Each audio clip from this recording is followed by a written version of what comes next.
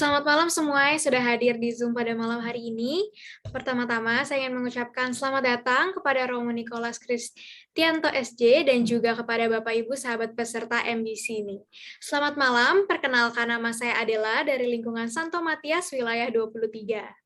Nah, di Minggu 22 Mei ini menjadi pertemuan ke-12 dan pertemuan pertama setelah usia Megushim Bible Club genap 1 tahun di bulan April. Dan juga pertemuan pertama setelah kita merayakan Paskah. Malam ini kita akan dimantapkan oleh pembicara kita, yaitu Romo Nicholas, dengan judul dan tema Akulah Jalan dan Kebenaran dan Hidup. Sebelum kita memasuki sesi materi nih, izinkan aku untuk membacakan beberapa tata tertib untuk para Bapak Ibu sekalian nih. Yang pertama, ada Bapak Ibu dimohon untuk menyalakan kameranya agar pada pertemuan ini kita juga tetap bisa bertatap muka walaupun secara virtual. Selanjutnya dimohon untuk mematikan mikrofon agar nanti materi dapat berjalan dan terdengar dengan lancar tanpa ada noise-noise gangguan. Dan yang terakhir, Bapak Ibu sangat diperbolehkan untuk menggunakan fitur chat untuk bertanya atau jika ada kebingungan nih yang ingin ditanyakan kepada pemateri nanti atau saat sesi Q&A melalui fitur chat seperti itu. Oke. Alangkah baiknya kita mulai dengan doa pembuka dulu. Untuk itu, waktu dan tempat aku persilahkan untuk Koko Leo. Terima kasih, Dela. Selamat malam, Romo. Selamat malam, Bapak dan Ibu. Sebelum kita memulai pengajaran dari Romo Nicholas, kita buka tanda kemenangan dengan tanda salib. Di dalam nama Bapa dan Putra dan Roh Kudus. Amin. Selamat malam ya Bapa. Puji dan syukur kami haturkan kepadamu atas berkat dan kasih-Mu, sehingga pada malam hari ini kami dapat berkumpul kembali di acara Megushim Bible Club.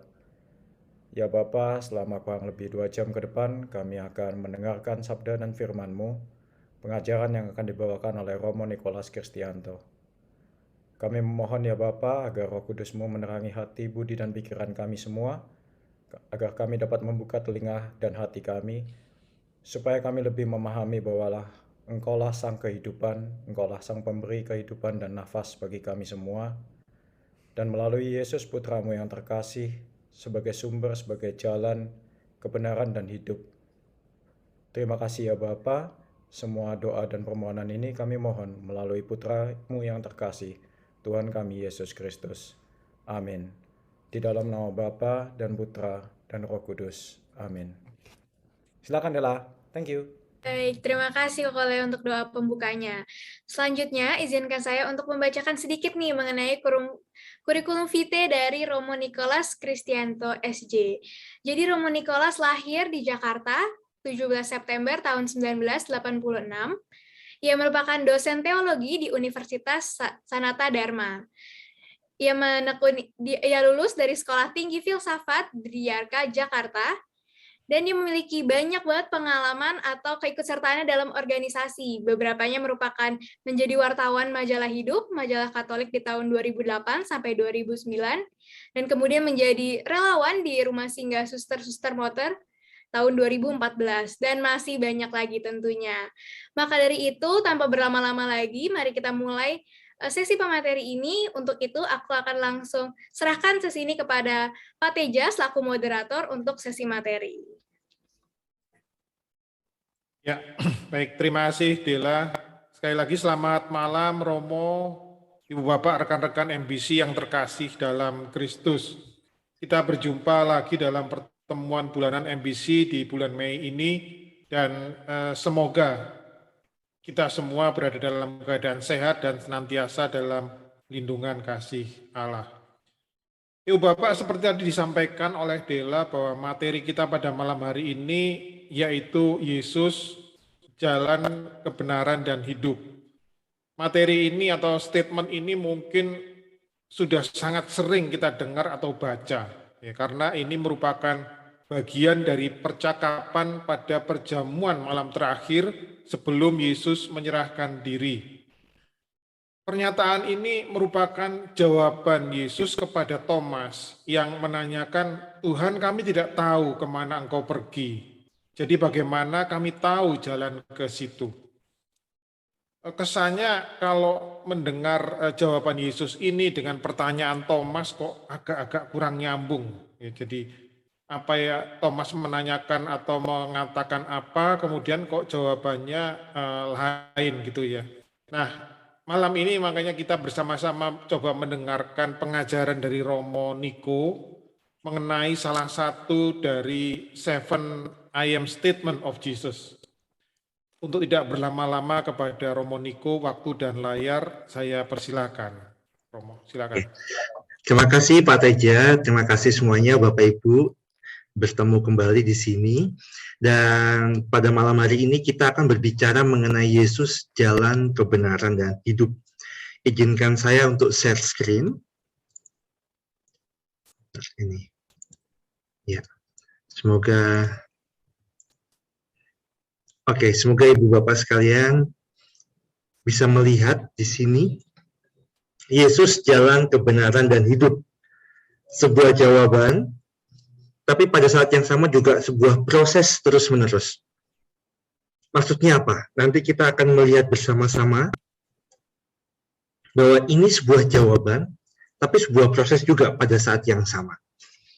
Selain itu tadi sudah benar dikatakan Pak Teja, ini jawaban kepada Thomas, dan juga ini merupakan konteksnya saat-saat terakhir gitu ya, Yesus bersama para murid. Dan kalau dikatakan juga nggak nyambung gitu ya. Bagaimana kami tahu jalan ke situ gitu ya. Kami tidak tahu kemana engkau pergi. Lalu dia mengatakan akulah jalan kebenaran dan hidup. Selain itu, kalau kita melihat konteks Injil Yohanes juga, Ibu Bapak, ini juga cukup menarik. Karena konteksnya adalah pada saat itu, saat penulisan Injil ini, budaya gnostisisme itu juga berkembang. Gnostis itu maksudnya apa ya? Pengetahuan, tapi lebih ke rasio dalam arti tertentu. Dan juga ini berkaitan juga dengan filsafat Yunani sebetulnya. Jadi aliran gnostisisme itu seringkali sederhananya, yang pertama itu mereka selalu dualistik, membeda-bedakan tubuh dan jiwa, misalkan gitu ya. Lalu juga terang dan gelap, dan seterusnya. Dan itu kita juga temukan dalam tulisan-tulisan Yohanes. Jadi kalau kita melihat, lalu yang kedua juga pengetahuan. Maksudnya apa? Sederhananya begini. Seseorang itu diselamatkan, ini dengan bahasa saya menyederhanakan. Seseorang itu diselamatkan kalau dia itu tahu. Nah, di sini tahu apa? Tahu jalan, kebenaran, dan kehidupan. Tapi tahunya apakah sama seperti kelompok gnostisisme itu? Yang ya banyak dipengaruhi oleh pemikiran-pemikiran Yunani, terutama filsafat Yunani. Nah, ini menjadi pertanyaan kalau saya secara pribadi dari pengalaman saya, ketika saya ke stasi-stasi di pelosok-pelosok daerah, saya pernah ke daerah yang sangat tandus, pegunungan gitu ya, tapi pegunungan tandus di Jawa Timur, daerah Blitar gitu, dan ke sana itu harus 2 jam dari kota Blitar misalkan, dan itu tidak macet sama sekali, bayangkan. Itu jalannya ngebut gitu ya, dan tidak macet saja 2 jam.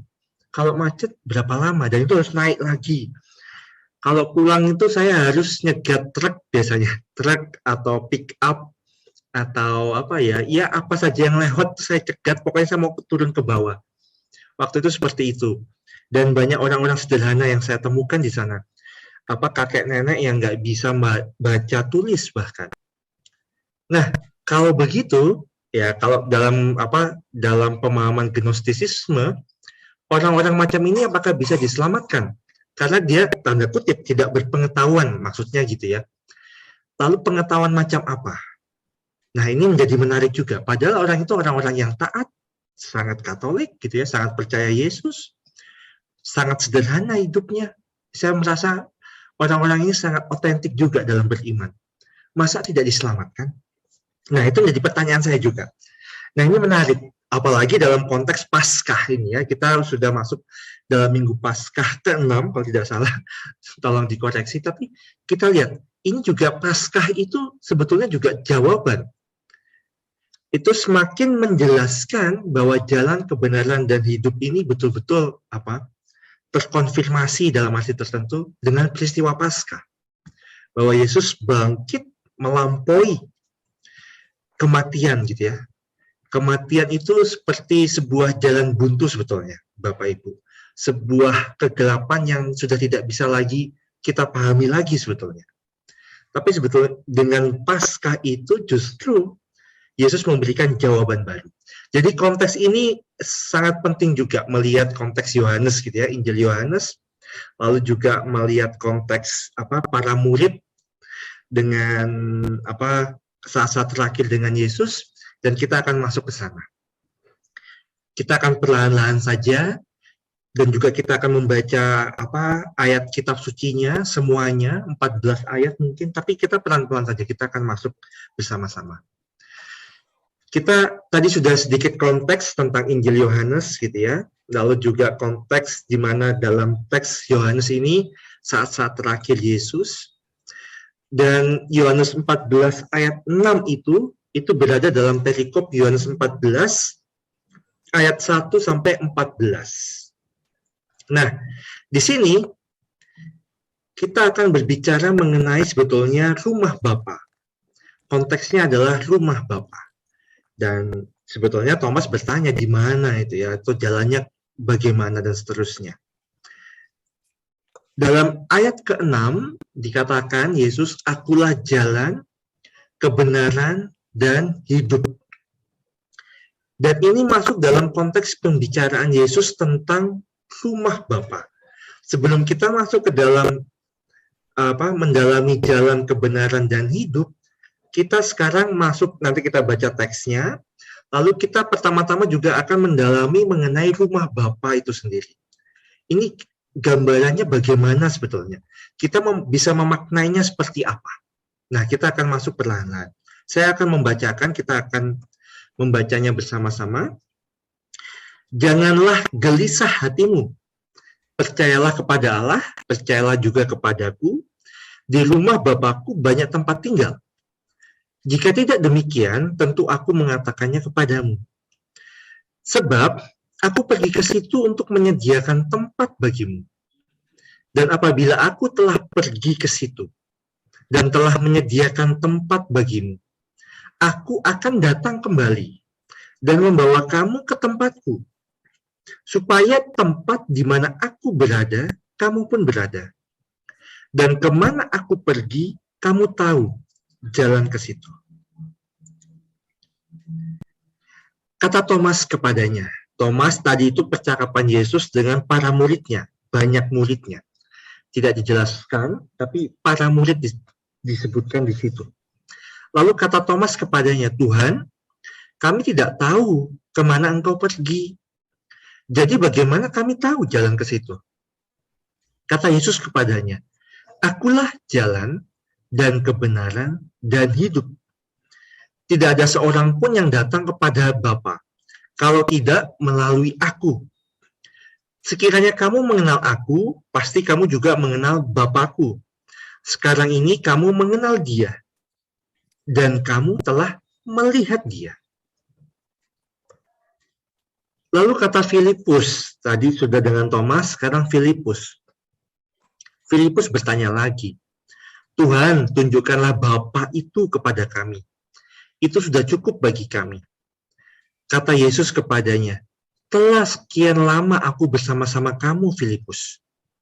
Namun engkau tidak mengenal aku. Barang siapa telah melihat aku, ia telah melihat Bapa. Bagaimana engkau berkata, tunjukkanlah Bapa itu kepada kami? Tidak percayakah engkau bahwa aku di dalam Bapa dan Bapa di dalam aku? Apa yang aku katakan kepadamu tidak aku katakan dari diriku sendiri. Tetapi Bapa yang diam di dalam aku, dialah yang melakukan pekerjaannya.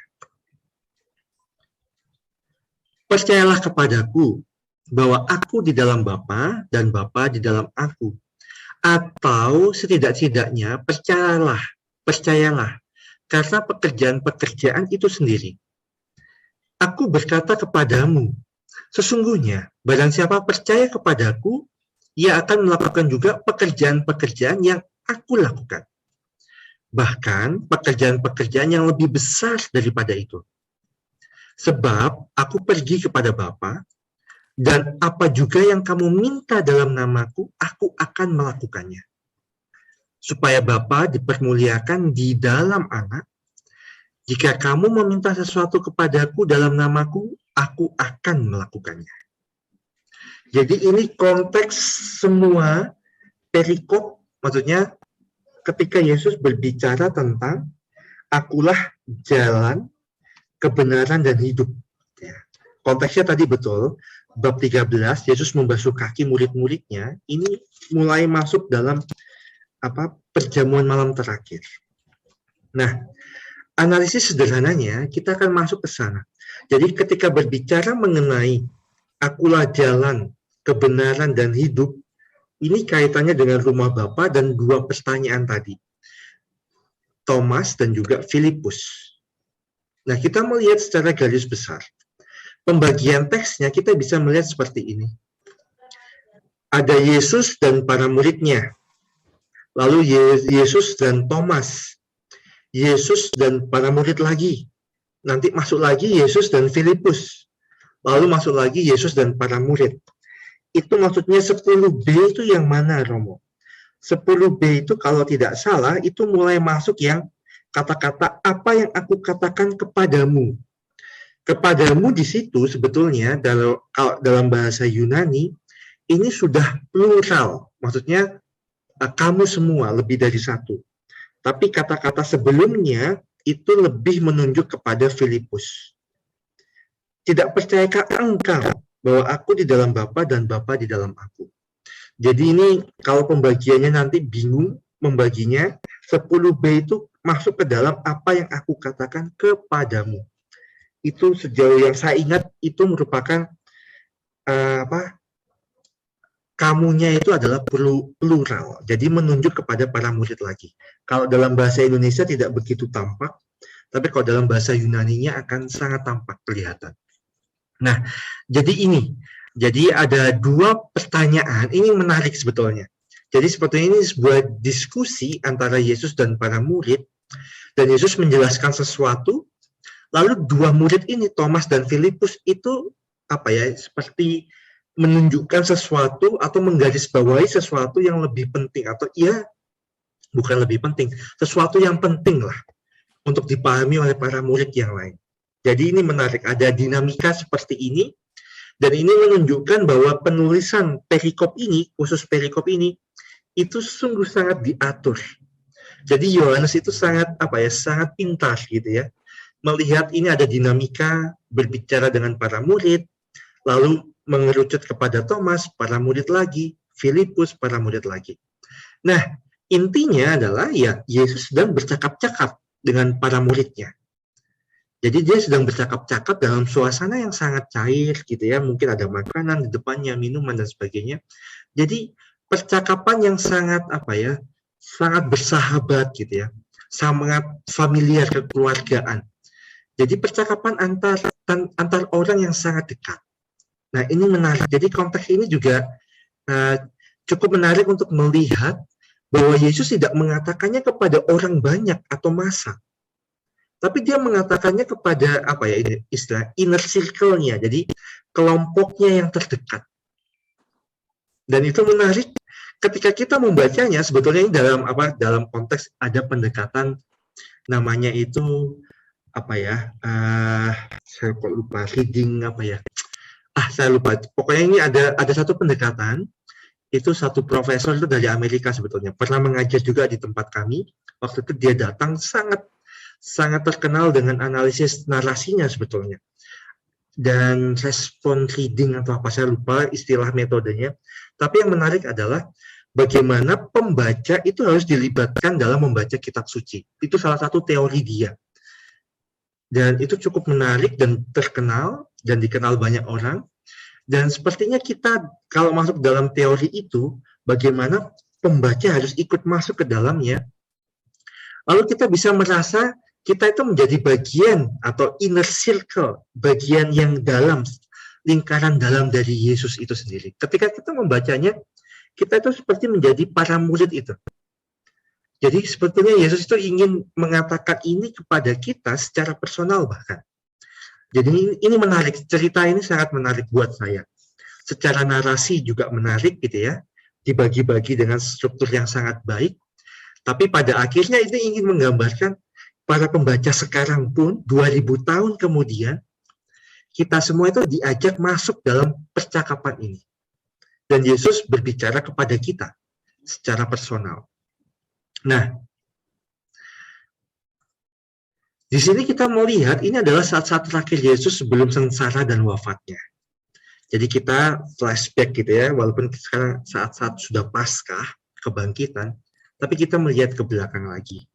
Dan yang menarik adalah yang Yohanes 13 ayat 33 itu dikatakan seperti ini. Hai anak-anakku, hanya seketika saja lagi aku ada bersama kamu. Maksudnya ini apa ya? Sebentar lagi. Jadi waktunya sudah dekat ini. Aku akan pergi. Kamu akan mencari aku.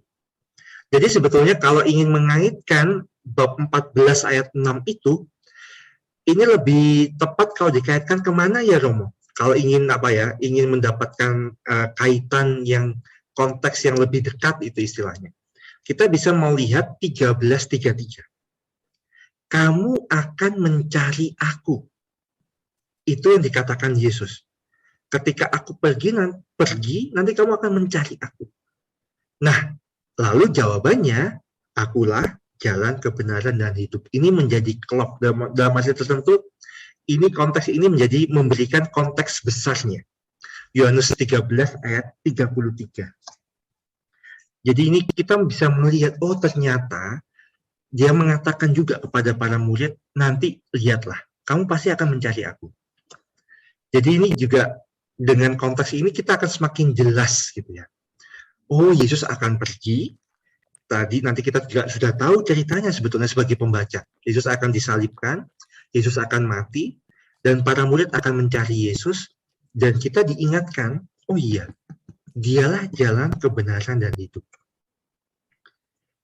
Jadi di sini kita berbicara tentang jalan ke rumah Bapa sebetulnya. Ini adalah isi percakapan Yesus dan para muridnya. Jadi kita mencari jalan ke rumah Bapa. Lalu kita bisa menemukan beberapa poin-poin penting di sini dalam Yohanes 14. Tentunya tentang jalan, tentang kebenaran, dan tentang kehidupan. Nah ini. Pertama-tama kita akan masuk ayat yang pertama dulu. Janganlah gelisah hatimu. Percayalah kepada Allah. Percayalah juga kepadaku, di rumah Bapakku banyak tempat tinggal. Jadi kita masuk mulai ayat yang pertama. Ini menarik buat saya. Jangan gelisah hatimu. Ini yang pertama-tama dikatakan gitu ya, oleh Yesus ketika mulai percakapan dengan para murid di konteks bab 14. Lalu apa yang dapat kita temukan di sini? Paling tidak, yang pertama itu jelas, kita diminta untuk jangan gelisah. Lalu isi dari apa ya?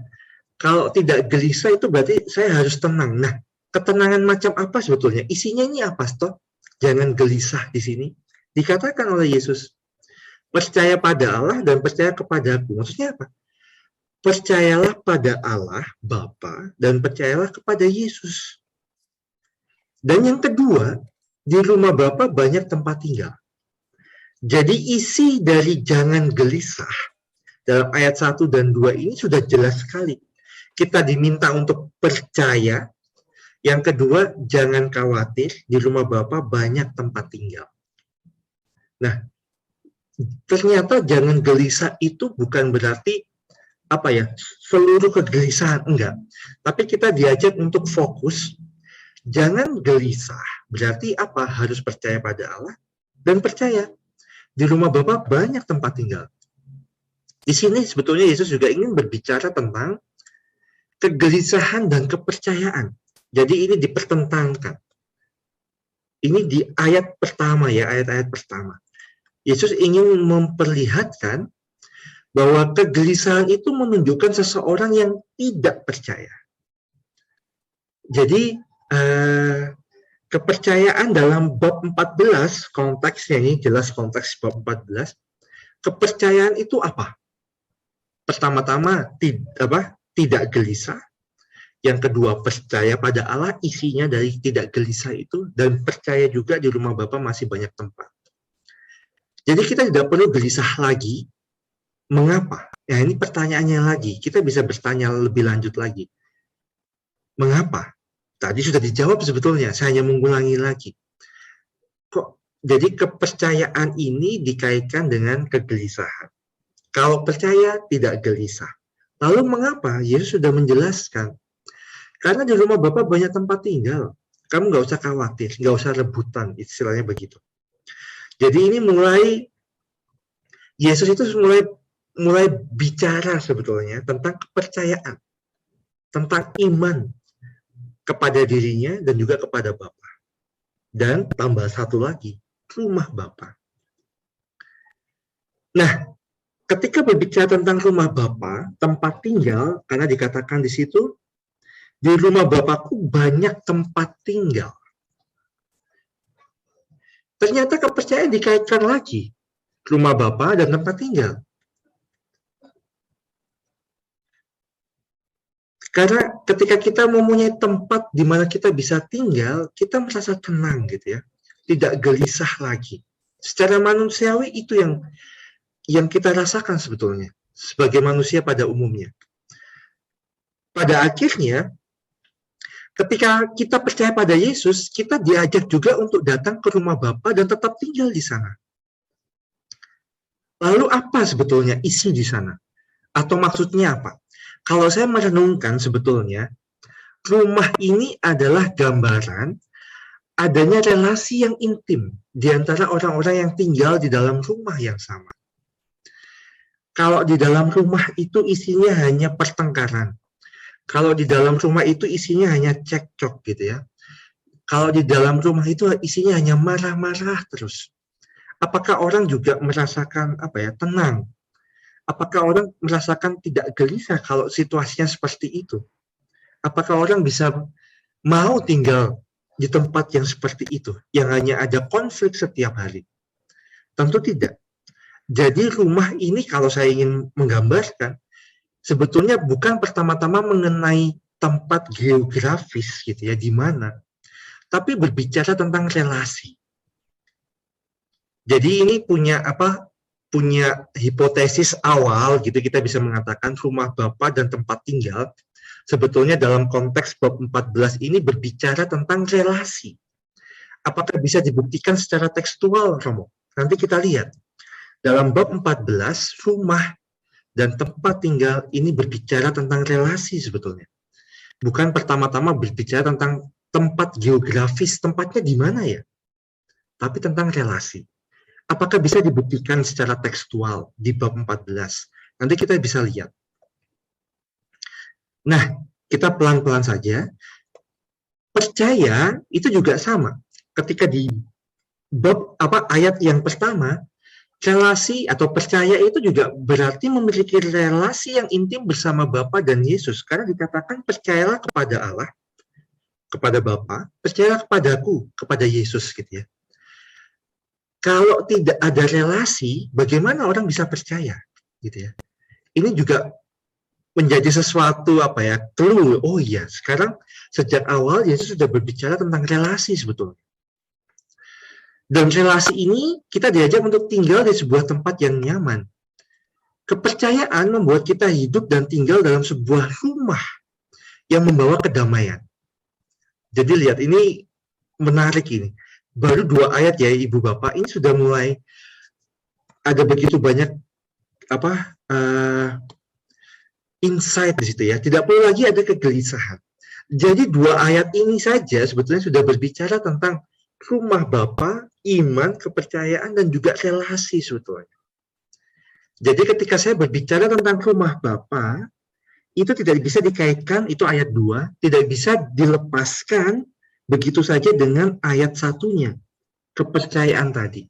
Kalau begitu, kepercayaan itu isinya apa? Relasi. Dan rumah Bapa, pada akhirnya, dalam arti tertentu, mungkin nih, ada kaitannya dengan relasi. Jadi lihat, ini mengaitkan ayat 1 dan ayat 2 saja, kita sudah mendapatkan beberapa insight di sini. Lanjut lagi. Lalu bagaimana dengan rumah Bapa? Saya mengaitkannya dengan doa Bapa kami. Mungkin saya nggak tahu. Saya sering kali cerita tentang ini. Saya nggak tahu apakah di sini saya juga pernah cerita sebelumnya. Bagaimana saya mendalami atau merenungkan apa maknanya rumah Bapa itu. Tadi memang betul, relasi. Nah, relasi yang macam apa? Gitu ya. Lalu bagaimana, kalau bicara tentang tempat, bagaimana? Bisa nggak, Rom? Secara geografis misalkan.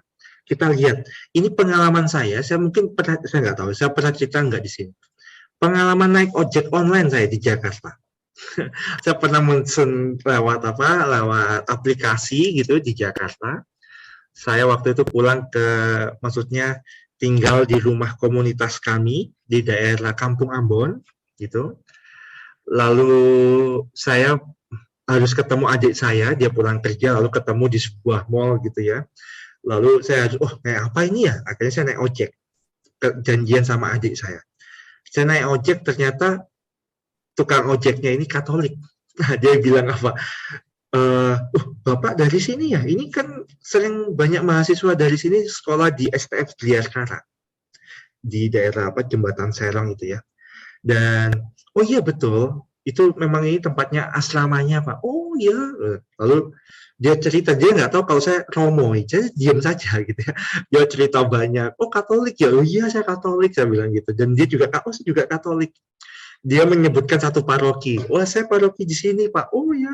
Dan dia cerita banyak hal. Tapi yang menarik adalah ketika dia menceritakan tentang pengalamannya yang menyentuh ketika misa. Dia mengatakan, ketika doa Bapa kami, saya melepas sepatu atau sendal saya. Lalu saya merasakan lantai gereja.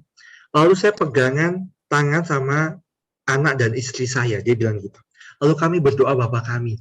Dan dia mengatakan itu saat-saat yang sangat kusuk buat saya. Saya kaget. Kok bisa Pak? Iya.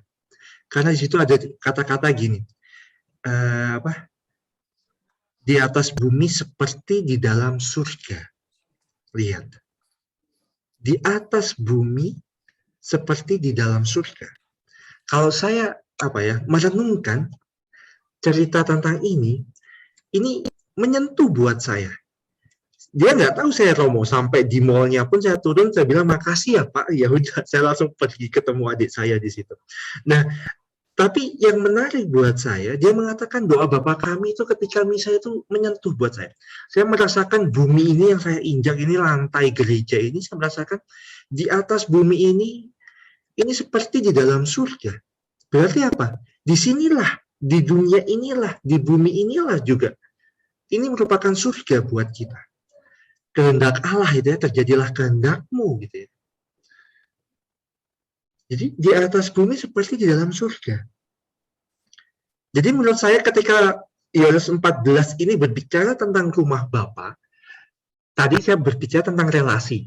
Karena saya mengaitkannya dengan ayat pertama. Ayat 2 saya kaitkan dengan ayat pertama. Tapi kalaupun mau dikaitkan dengan tempat atau geografis, di mana ya rumah Bapa itu? Saya berani mengatakan saat ini pun di dunia ini kita bisa menemukan rumah Bapa itu. Dan dikatakan di situ, nanti kita bisa melihat ini ya, ayat 2 dan ayat 3, nih lihat. Sebab aku pergi ke situ untuk menyediakan tempat bagimu. Lalu kita melihat, aku akan datang kembali dan membawa kamu ke tempatku. Menyediakan tempat bagimu, tempatku. Ini yang menarik buat saya adalah, kalau dikaitkan dengan teologi inkarnasi di dalam gereja, maksudnya apa? Tuhan yang mau menjadi manusia. Tempat bagimu itu juga merupakan tempatku. Supaya di tempat di mana aku berada, kamu pun berada. Maksudnya apa? Ketika Yesus, nanti kalau kita berbicara tentang kenaikan Tuhan, gitu ya, Tuhan Yesus naik ke surga, itu membawa kemanusiaan kita. Dia naik sebagai manusia 100% dan juga sebagai Tuhan 100%. Berarti apa? Di surga pun kemanusiaan itu sudah ada di sana. Dengan inkarnasi, dengan peristiwa Natal, kelahiran, itu berarti apa? Surga itu sudah hadir di dunia ini. Tuhan sudah mau lahir ke dunia ini. Berarti apa? Di atas bumi ini pun kita bisa menemukan surga. Kita bisa menemukan keilahian. Jadi akhirnya keilahian itu membawa kita untuk semakin manusiawi, dan ketika kita semakin manusiawi, kita semakin ilahi.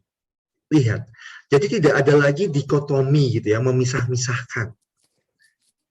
Mana surga, mana bumi. Iya betul.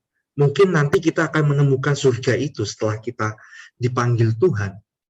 Tapi paling tidak, di sini lihat, sebetulnya kalau kita mendalami Yohanes itu kita cukup menarik, karena oh iya ya, ternyata ini ada sesuatu di balik itu. Kalau tadi kita melihat gnostisisme, ingin memisah-misahkan, Yohanes itu lebih kompleks.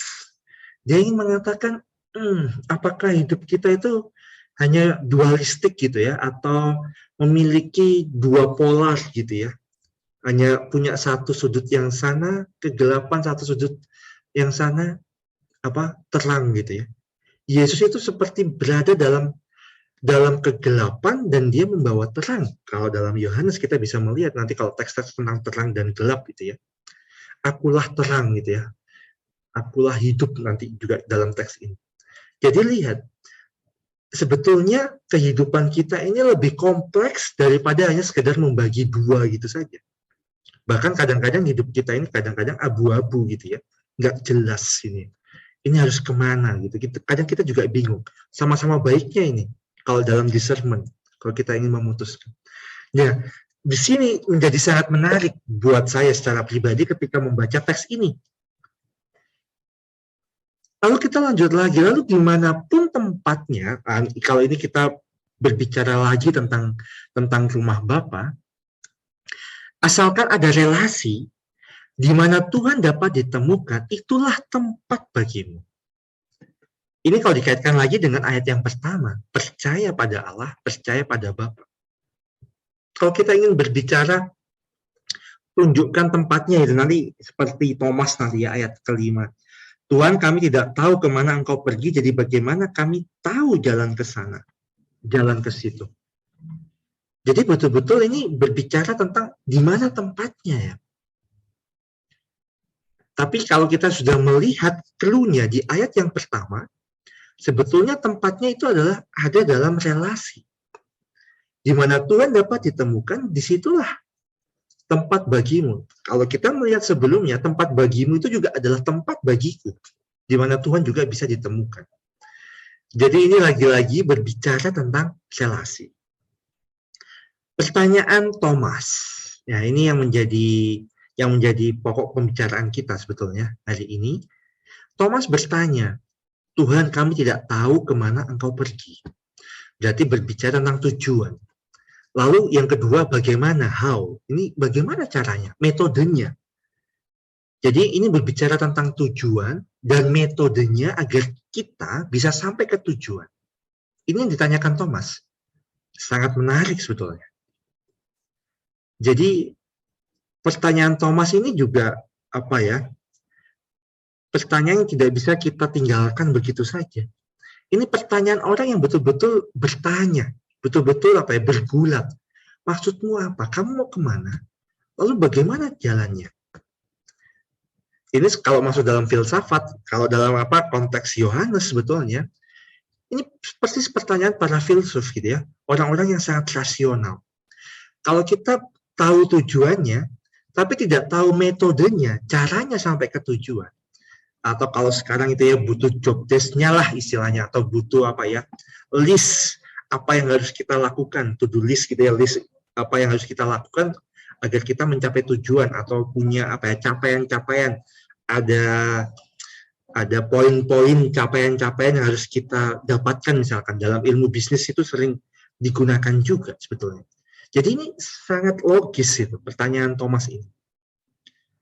Apa tujuannya? Lalu bagaimana caranya sampai ke sana? Lalu kata Yesus, memang betul tadi kata Pak Tejo itu menarik, enggak menjawab sebetulnya, enggak menjawab secara langsung. Dia kan ditanya mengenai tujuan, lalu bertanya juga mengenai metodenya, caranya. Tapi Yesus menjawab, akulah jalan. Berarti apa? Metodenya.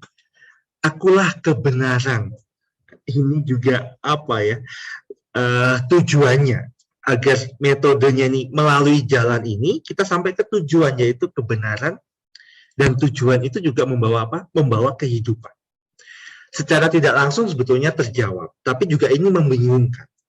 Tapi sebetulnya Yesus menjawab, tujuannya apa? Kebenaran, mencapai kebenaran, lalu kita bisa berbicara atau bertanya kebenaran macam apa, atau kebenaran itu apa, siapa, dan seterusnya. Hidup itu bagaimana maksudnya di sini. Tapi yang menarik, sebetulnya dua pertanyaan itu dijawab oleh Yesus. Akulah jalan, metodenya, caranya, jalannya, dan tujuannya juga pada saat yang sama, kebenaran dan hidup. Tidak ada seorang pun yang datang kepada Bapa kalau tidak melalui aku. Ini kata Yesus. Nah, berarti di sini ketiga-tiganya, ketika Yesus mengatakan akulah jalan dan kebenaran dan hidup, ini sebetulnya kata dan di situ bukan hanya sekedar konjungsi, tapi juga apa ya, penjelasan. Kalau dalam istilah apa ya, grammar bahasa Yunani kuno, terutama apa Yunani Koine, itu ada satu fungsi kata dan. Selain konjungsi, kata dan itu kai, dalam bahasa Yunani itu kai. Ada istilah teknis namanya epesegektikal, itu ya apa? Maksudnya apa? Epe itu up itu ya, maksudnya itu sebelum, exegetical maksudnya menjelaskan sebelumnya. Jadi kata dan itu kadang-kadang bisa berarti yaitu, gitu ya. Jalan itu yaitu kebenaran, yaitu ya hidup itu juga. Kebenaran itu juga jalan, kebenaran itu juga hidup gitu. Kata dan di situ sebetulnya punya fungsi itu juga sebetulnya. Tapi ini kalau dalam analisis apa ya? Analisis literer kata gitu ya, kata Yunani. Lalu siapa ini? Jalan, kebenaran dan hidup. Kita bisa bertanya subjeknya siapa atau apa? Ternyata Yesus. Nah, ini menarik, akhirnya Yesus itu merupakan semuanya. Ya jalan, ya kebenaran, ya hidup. Yesus itu ya tujuan, ya metode, ya cara gitu ya. Dan semuanya ada dalam diri Yesus. Jadi di sini ini interpretasi kata dan ya. Kata dan di situ bisa diinterpretasikan seperti itu. Tidak hanya konjungsi itu hanya mengatakan ini dan itu, menyambungkan. Tapi bisa juga menjelaskan sebetulnya. Nah, berarti apa? Jalan kebenaran dan hidup adalah seorang pribadi sekarang. Bukan lagi apa ya yang kita bayangkan tujuan itu tempat gitu ya, atau jalan itu metode. Tapi sekarang kita berhadapan dengan seorang pribadi, yaitu Yesus. Dan ini sangat khas dalam iman kita, Ibu Bapak. Maksudnya apa? Khasnya gimana? Ketika kita berdoa, kita itu berdoa kepada pribadi, Bapa, Putra, dan Roh Kudus. Bahkan saya pernah bertanya seperti ini kepada dosen saya, dogmatik waktu itu, saya bertanya begini, Romo, Roh Kudus kok disebut sebagai pribadi, padahal dia kan roh. Itu benar, dia nggak bisa jawab waktu itu.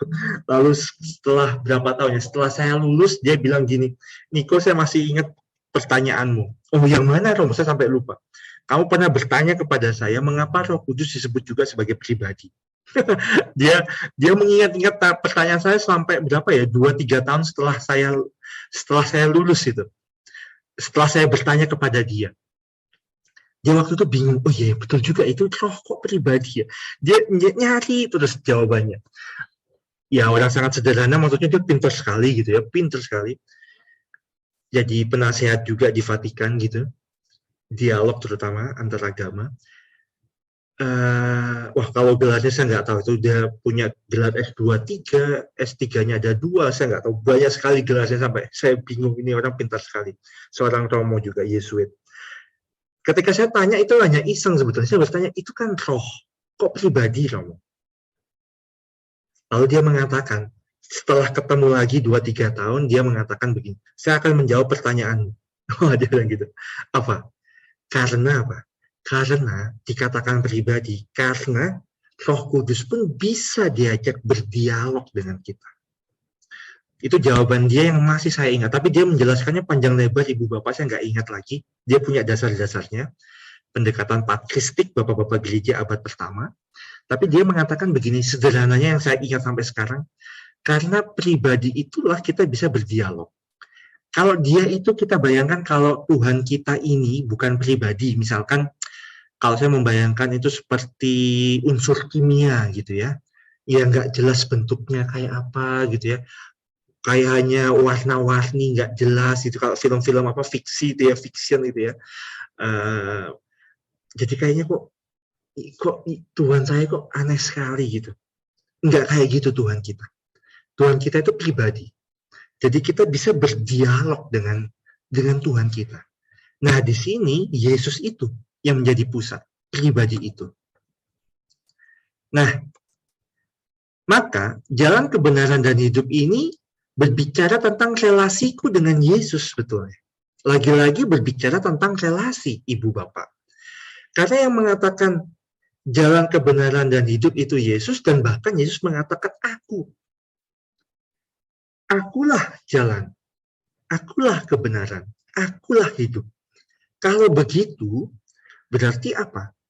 Kita harus memiliki relasi dengan Yesus untuk menemukan jalan kebenaran dan kehidupan. Lagi-lagi kita bisa mengaitkan dengan ayat-ayat sebelumnya yang tadi sudah kita bahas. Oh iya, betul juga.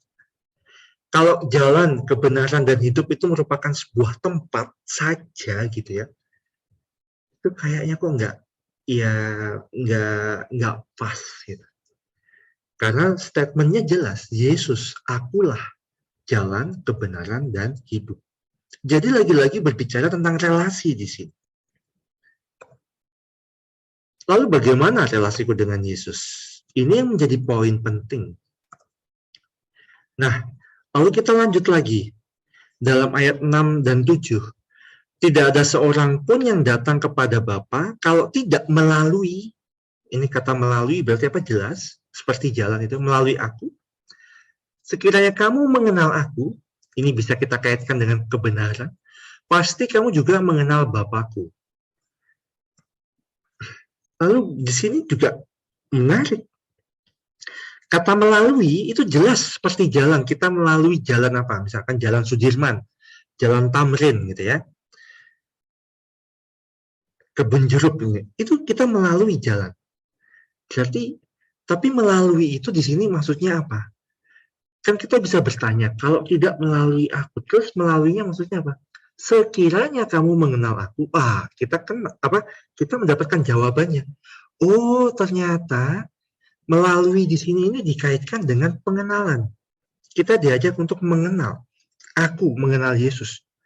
Lagi-lagi berbicara tentang relasi. Saya tidak mengambil dari teks-teks lain, saya hanya melihat teksnya Ibu Bapak. Jadi saya berusaha untuk menganalisis teksnya dan bertanya berdasarkan teks. Dan juga dikatakan mengenal siapa? Mengenal Yesus, aku, dan Bapa. Oh, ini dikaitkan lagi sebetulnya dengan ayat yang pertama. Percayalah kepada Allah, percayalah kepadaku. Oh, nyambung lagi ternyata. Ya. Berarti interpretasi kita bahwa melalui itu juga berbicara tentang mengenal dan dikaitkan dengan relasi, dikaitkan juga dengan ayat pertama, jadi kita masih dalam konteks yang sama. Kita tidak keluar dari konteks itu. Konteks teks ini bab 14. Jadi saya berusaha menganalisis tapi berdasarkan teks saja. Saya membaca teks lalu saya berusaha untuk bertanya kepada teks dan ternyata teksnya juga menjawab. Ketika kita bertanya dan dia menjawab. Nah, implikasinya lalu gini. Lalu apa kalau aku sudah mengenal? Kita lihat ayat 12 sekarang. Ayat pertama katakan kita harus percaya kepada Bapa dan Yesus. Lalu ayat 6-7 tadi kurang lebih berbicara tentang apa mengenal. Ada kaitannya lagi. Lalu kita bisa bertanya lagi, kalau begitu kalau sudah mengenal terus ngapain? So what gitu. Kita kan bisa bertanya seperti itu. Kalau sudah percaya, sudah mengenal, terus bagaimana? Yesus mengatakan, ya memang betul kamu akan menemukan jalan kebenaran kehidupan. Tetapi ada implikasi, ya kalau dibaca apa ya, istilahnya itu kalau dalam teologi ini ada didaktis moralnya, ada pengajaran moralnya. Sesungguhnya barang siapa percaya kepadaku, ia akan melakukan juga pekerjaan-pekerjaan yang aku lakukan. Nah, sekarang, ternyata ada ajakan. Selain percaya, selain mengenal, dan akhirnya kita menemukan jalan kebenaran dan hidup, tapi ternyata tidak cukup. Saya harus melakukan sesuatu agar jalan itu betul-betul menjadi kebenaran, agar jalan itu betul-betul menjadi kehidupan. Yaitu apa? Melakukan pekerjaan-pekerjaan yang Yesus lakukan sendiri. Dari mana Romo? Ayat 12. Jadi lagi-lagi saya tidak keluar dari teks, dari konteks. Tetap ada dalam konteks itu. Ternyata ada ajakan-ajakan kebaikan yang harus kita lakukan juga. Tidak hanya sekedar tahu saja, tapi berbuat sesuatu. Nah, kita lanjut lagi. Lalu kalau kita kaitkan dengan tradisi Yohanes, itu kalau kita ini agak meluas ya, Ibu Bapak. Misalkan 1 Yohanes, kan tradisi Yohanes itu tidak hanya Injil Yohanes sebetulnya. Ada 1, 2, 3 Yohanes, lalu juga ada kitab Wahyu. Itu sebetulnya orang-orang biasanya mengatakan ini satu sekolah Yohanes, satu kesatuan Yohanes. Waktu saya mendalami Injil Yohanes, waktu itu profesor saya itu memakai juga 1 Yohanes, 2 Yohanes, dan juga 3 bahkan. Sebentar saya cek. Iya, betul. 1-3 Yohanes dan juga Wahyu untuk menjelaskan Injil Yohanes. Karena ini dari tradisi yang kurang lebih sama. Orang-orang mengatakan yakin sekali bahwa ini merupakan tanda kutip sekolah Yohanes. Maksudnya apa? Murid-murid Yohanes itu juga menulis tentang 1, 2, 3 dan juga itu Wahyu. Jadi ini satu tradisi yang sama tentang 4 kitab ini. Yohanes 1, 2, 3 dan juga Wahyu. Bahkan 5. Ini masih dalam satu tradisi yang sama. Atau bahkan ada yang mengatakan satu penulis, tapi sekarang mulai diragukan sebetulnya. Mungkin ada beberapa penulis, terutama yang mulai 1, 2, 3 Yohanes dan juga Wahyu, tapi mereka ini adalah murid-murid Yohanes. Ada yang mengatakan seperti itu. Tapi kita nggak akan masuk dalam perdebatan itu. Tapi kita paling tidak bisa melihat, sekarang tadi pertanyaannya melakukan pekerjaan Yesus. Pekerjaan itu Yesus itu bagaimana? Lalu kita lihat ini. Marilah kita saling mengasihi, sebab kasih itu berasal dari Allah. Setiap orang yang mengasihi lahir dari Allah dan mengenal Allah. Nah, di sini kata kuncinya ketemu. Tadi dalam Yohanes 14 mengatakan apa? Mengenal, melalui aku itu berarti juga mengenal siapa? Mengenal Bapa dan juga mengenal Yesus. Di sini juga dikatakan ternyata pengenalan itu dikaitkan dengan berbuat kasih.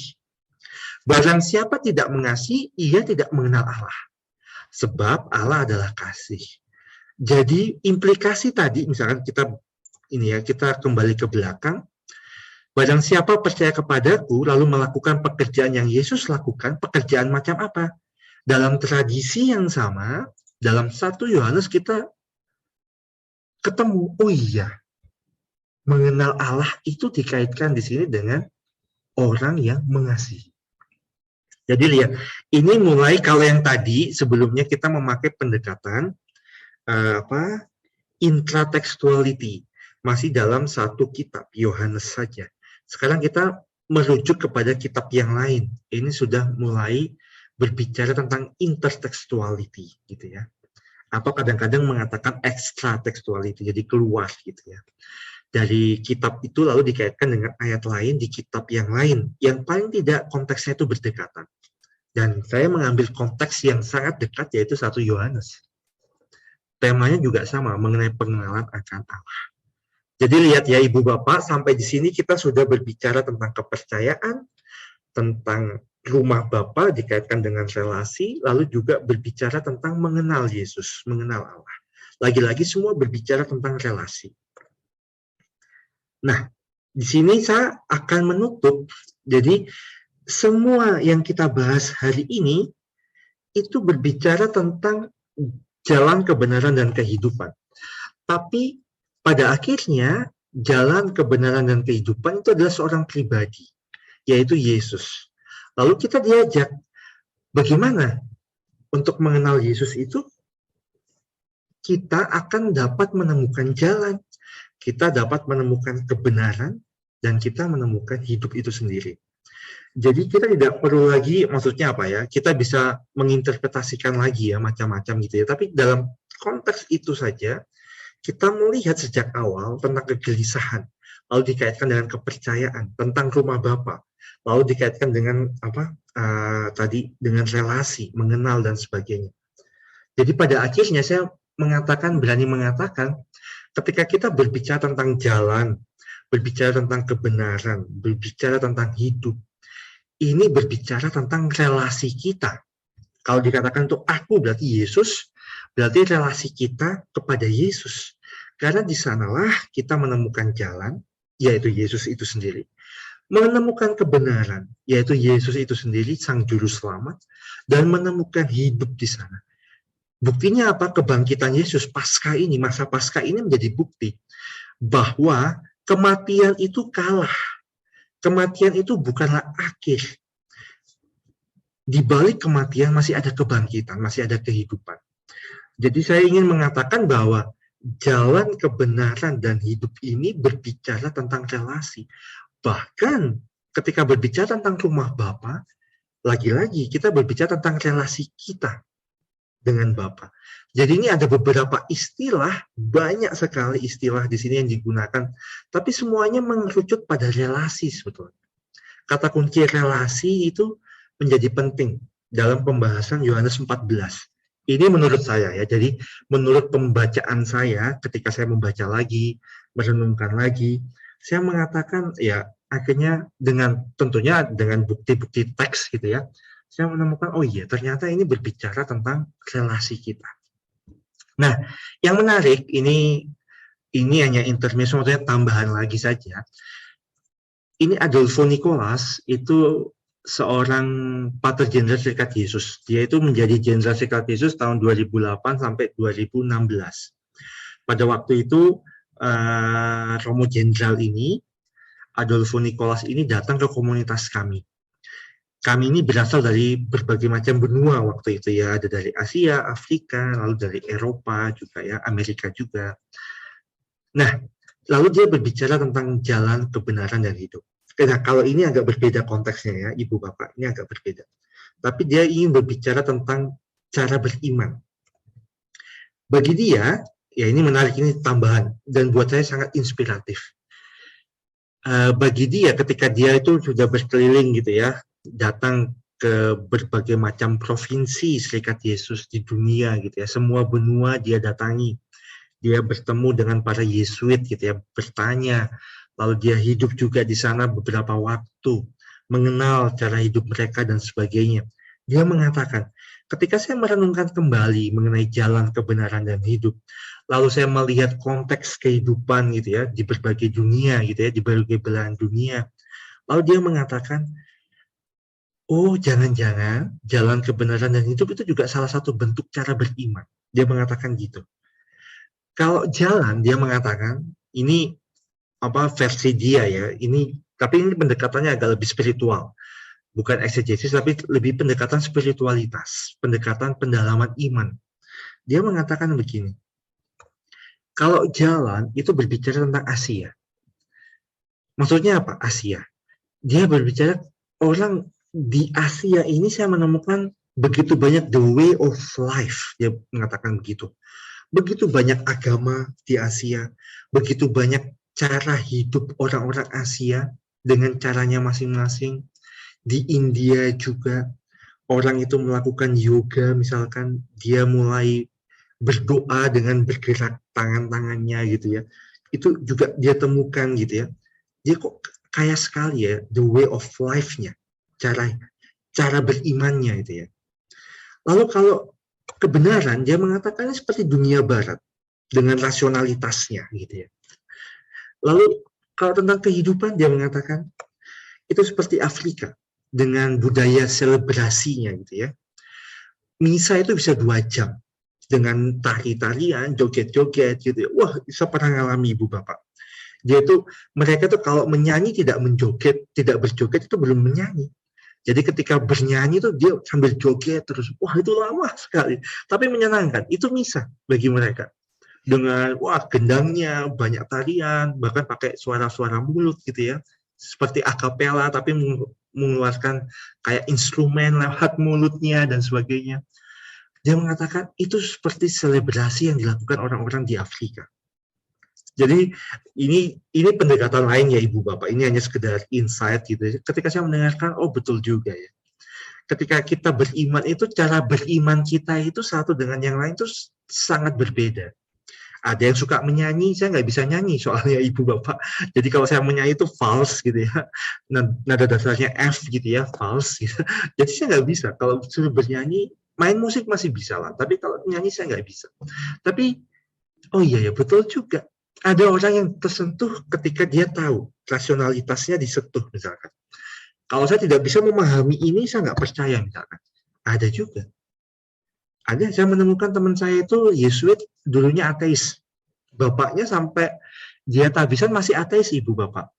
Jadi ketika dia tabisan, bapaknya itu membacakan bacaan pertama, padahal dia ateis. Betul. Dia mengatakan, saya bangga anak saya jadi Romo. Walaupun saya ateis, dia mengatakan gitu. Saya menghargai pencarian dia dan dia percaya betul dengan apa yang dia yakini. Saya bangga. Dan dia datang duduk paling depan sebagai orang tua walaupun dia ateis. Dunia Barat buat saya itu sangat aneh sekali. Dia bapaknya profesor psikologi, kakaknya juga kebetulan juga ateis. Dia seorang profesor fisika. Lalu anaknya ini filsafat, dan memang orang-orang pintar gitu ya keluarga ini. Tapi sangat, ini betul juga ini dunia barat yang membutuhkan rasionalitas kadang-kadang.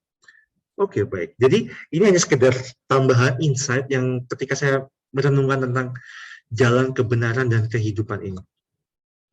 Nah, akhirnya kita bisa mengatakan seperti ini. Jalan ini membawa kita sampai pada tujuan rumah Bapa.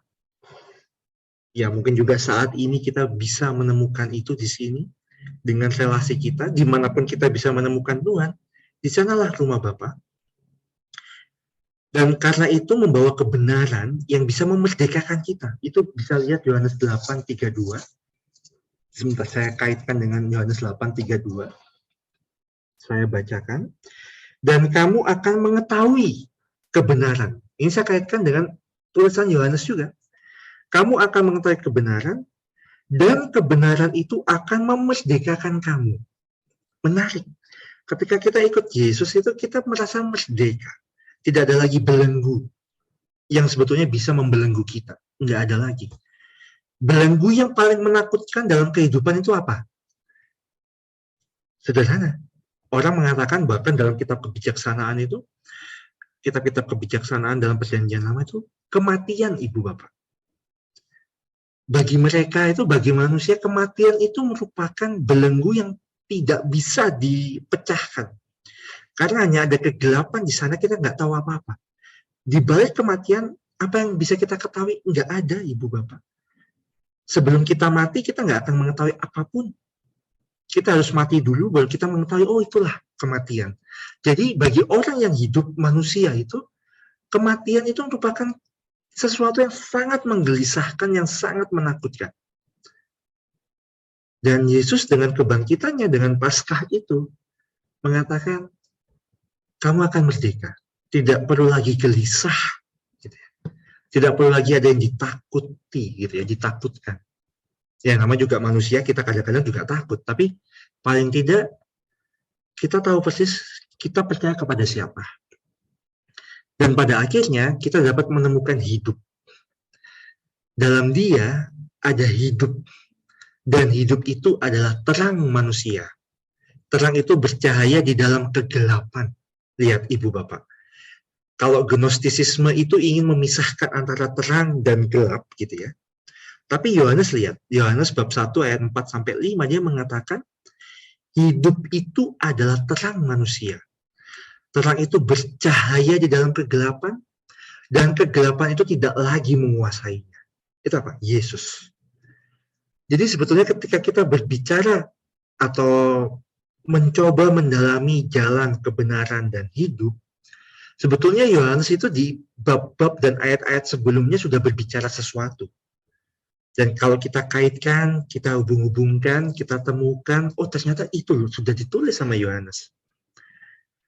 Jadi lagi-lagi pada akhirnya, ketika kita berbicara tentang jalan, tentang kebenaran dan hidup, kita berbicara tentang relasi kita yang membawa kita sampai kepada tujuan, yang memerdekakan kita, dan pada akhirnya juga membawa terang dalam hidup kita di tengah-tengah kegelapan. Di tengah-tengah dunia yang tidak selalu ideal, tidak seperti yang kita bayangkan.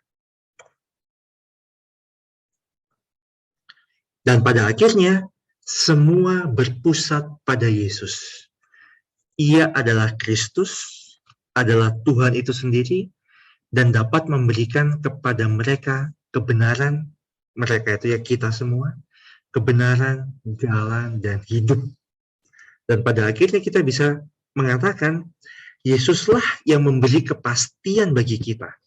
Terutama dengan Paskahnya, kepastian itu semakin pasti lagi, bahwa kegelapan yang paling gelap sekalipun tidak bisa memisahkan kita. Yesus akan ada di sana, di balik kegelapan itu, di balik kematian itu, masih ada kehidupan. Jadi, pada akhirnya, dengan perikop ini, Yohanes 14, 1-14, kita diajak kembali untuk tidak gelisah, untuk percaya pada Yesus, berpusat pada Yesus, dan di sanalah kita bisa menemukan jalan kebenaran dan kehidupan. Terima kasih, sampai di sini saya mohon maaf kalau ada kekurangan sana-sini. Saya kembalikan ke Pak Tejo, terima kasih. Ya, terima kasih Romo, ulasan yang sangat menarik dan tentu membawa pemahaman atau pengertian yang lebih mendalam ya, karena dari hal-hal yang sudah pernah kami atau saya mungkin pelajari mengenai statement ini, belum ada yang sedalam yang Romo sudah sampaikan tadi. Dan Ibu Bapak, mungkin kita akan foto dulu ya sebelum setelah ini kita tanya jawab. Boleh bantu foto Pak Leo? Oke, Pak Tejo. Oke, Bapak Ibu yang kameranya masih offline, mohon dinyalakan sebentar.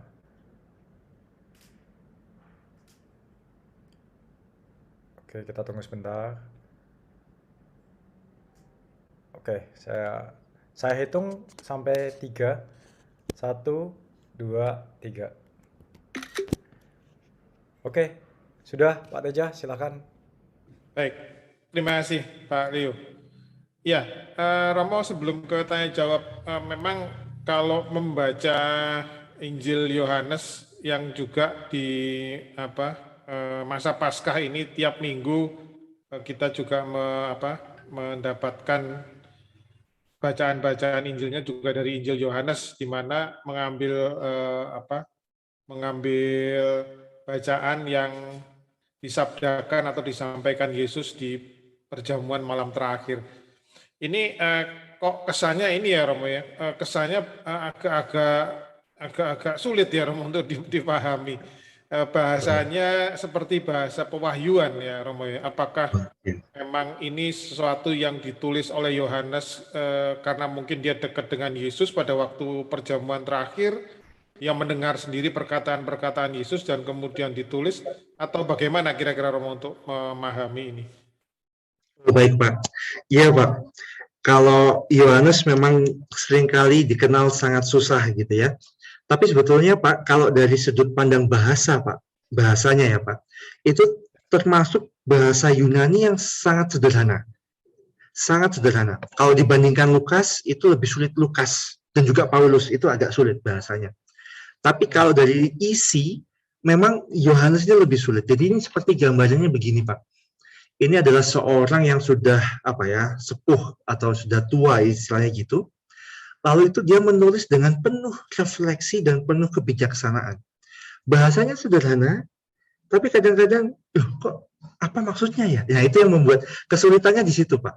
Tapi kalau dari segi tata bahasa, grammar, ini bahkan Pak kalau kitab Yohanes kalau belajar bahasa Yunani itu bahkan itu dipelajari di awal-awal, bahkan dipakai sebagai contoh.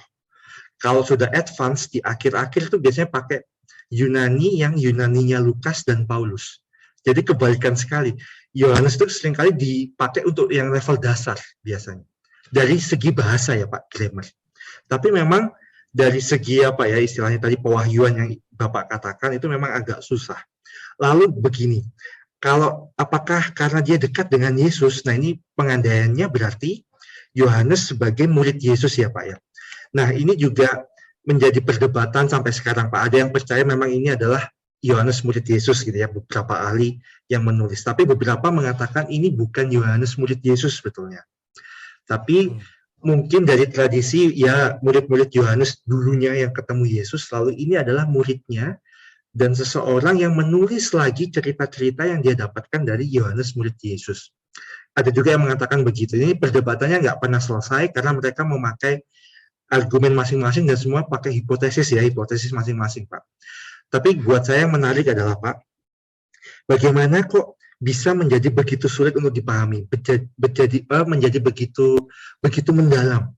Kalau saya menjawabnya, bukan pertama-tama dia dekat atau tidak, maksudnya dekat secara fisik ya Pak, sebagai murid Yesus, tapi kedekatan relasinya yang percaya pada Yesus dan sangat mendalam, dan ini merupakan hasil refleksi dia yang sangat Pak ya, bisa dikatakan sangat utuh lah, istilahnya ya sangat bijaksana. Jadi saya ingin mengatakan, bukan pertama-tama karena dia itu dekat secara fisik dengan Yesus atau tidak, tapi kedekatan relasi dengan Yesus itu direfleksikan dengan sangat mendalam. Itu yang bisa saya katakan bahwa pada akhirnya tulisannya memang seringkali dikenal agak sulit. Itu Pak Teja, ini jawaban saya. Terima kasih. Ya, semoga menjawab. Ya, terima kasih Romo untuk pencerahannya. Nah Ibu Bapak, di kolom di chatbox belum ada pertanyaan ya, saya lihat ya. Nah jika Ibu Bapak ada yang ingin bertanya, ingin menyampaikan sesuatu, mungkin boleh langsung saja disampaikan kalau memang kesulitan menulis di chatbox. Iya, silakan. Ya. Romo, boleh izin bertanya? Oh iya, silakan Ibu. Ibu siapa? Dani Romo. Bu Dani. Oh Bu Dani, oke Bu, saya nggak lihat. Oke, terima kasih. Silakan Bu Dani. Ini jadi satu benar-benar seperti Pak Teja tadi ya, dalam gitu ya Romo ya. Terus kemudian kalau bagaimana selama ini nih, setidaknya saya gitu ya, melihat Yohanes 14 yang ayat 2 itu, terutama di rumah Bapakku banyak tempat gitu ya.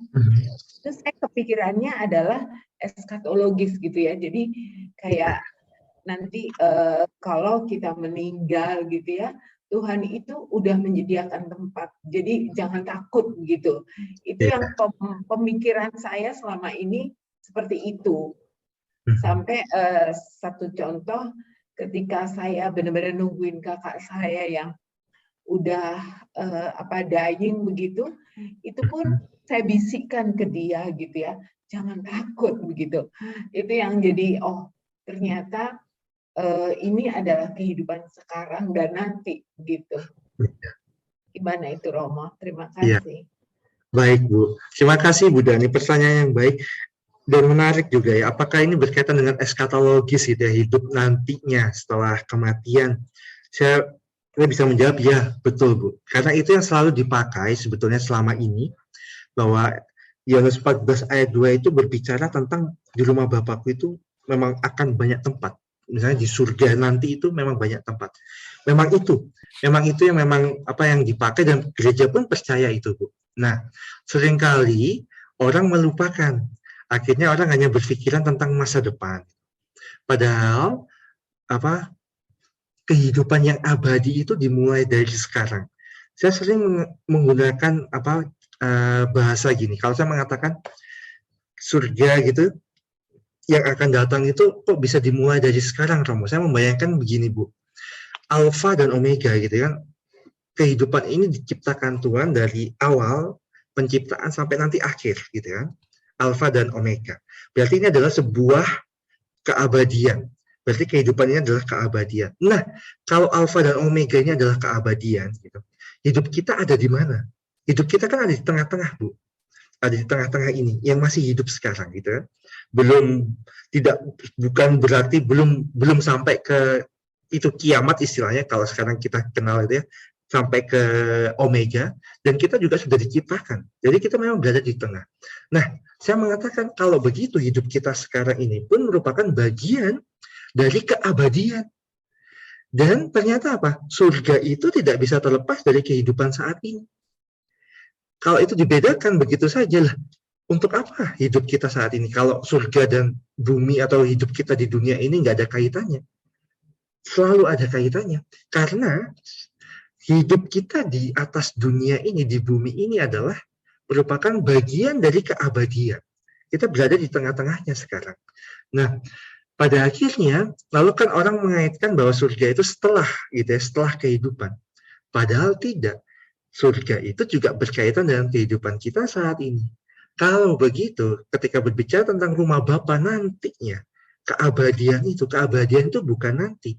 Saya ingin mengatakan keabadian itu juga bagian dari keabadian adalah kehidupan kita sekarang ini. Jadi kehidupan kita sekarang ini bagian dari keabadian. Bagian dari kekekalan ini ya. Dari surga itu juga. Jadi akhirnya rumah Bapa ya memang betul dengan pendekatan eskatologis itu ya. Dan sampai sekarang gereja juga percaya Bu itu betul, dan saya juga yakin dan saya juga percaya. Tapi seringkali dalam mendekati perikop atau ayat ini, orang melupakan bahwa yang eskatologis itu juga mulai dengan saat ini, bahkan sebelum ini, yaitu dengan peristiwa Yesus. Berarti apa? Yang lampau itu penting, sekarang juga penting, masa depan itu juga penting. Ini menarik. Lalu Bu, ini kalau ini agak meluas ya, Ibu Bapak. Nah, lalu kalau begitu, ini berkaitan dengan memori. Ya, enggak ya. Ini saya hanya gara-gara ya agak sedikit meluas ya, Ibu Bapak. Ini agak kemana-mana. Saya punya teman, itu kebetulan dia punya background psikologi dan juga punya background neuroscience. S1, S2, S3 dia belajar di Amerika. Jadi memang orang Indonesia, tapi memang studinya memang di sana. Lalu saya ketemu, saya tanya gini. Yang menarik adalah gini. Kalau orang itu ini nggak ada tapi nanti saya akan kaitkan dengan ini ya Bu ya, tentang keselamatan itu ya, tentang keselamatan, tentang eskatologis, tentang rumah Bapa ini. Gini, saya tanya waktu itu saya hanya sederhana sih. Kalau orang itu punya punya rasa marah, kesedihan atau punya trauma gitu ya. Kalau neuroscience itu berbicara apa sebetulnya? Dia mengatakan sederhana juga, dia nggak pakai teori macam-macam, dia mengatakan begini, itu memori, Niko. Memori, maksudnya apa? Memori itu yang membuat dia itu marah terus, atau trauma terus dengan satu peristiwa, yang begitu mempengaruhi hidupnya. Berarti apa? Memori itu yang harus diganti dengan memori yang baru. Lalu membuat sebuah jalan baru, habitus baru. Intinya gitu Ibu Bapak. Nah, lalu saya berpikiran, kalau dikaitkan teologi bisa nggak ya? Bisa. Dia mengatakan apa? Memori itu juga yang berkaitan dengan keselamatan kita. Maksudnya apa?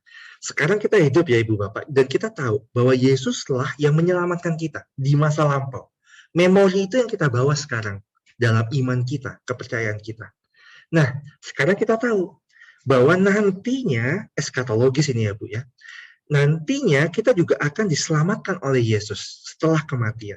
Berarti apa? Kita membawa memori yang sama. Lalu, disinilah muncul yang ada namanya adalah memori futuri. Memori futuri itu seperti orang, gini, contoh sederhana Bu. Kalau ada misalkan kakek nenek saya gitu ya, kalau dijanjikan oleh anaknya, misalnya gitu ya, om, tante, atau siapapun gitu ya, atau papa mama saya, nanti ya bulan depan, sekarang tanggal berapa? Mungkin sekarang tanggal 22 Juni kita jalan-jalan ke pantai ya. Di sekitar sini banyak pantai di Jogja, misalkan gitu ya Bu ya. Kakek nenek saya, ini orang yang sudah tua, sepuh gitu ya. Yang dia ingat Ibu Bapak, bahwa anaknya berjanji bulan depan akan jalan-jalan ke pantai. Lalu apa? Hidupnya itu sehari-hari hanya menantikan saya akan jalan-jalan ke pantai sama anak saya.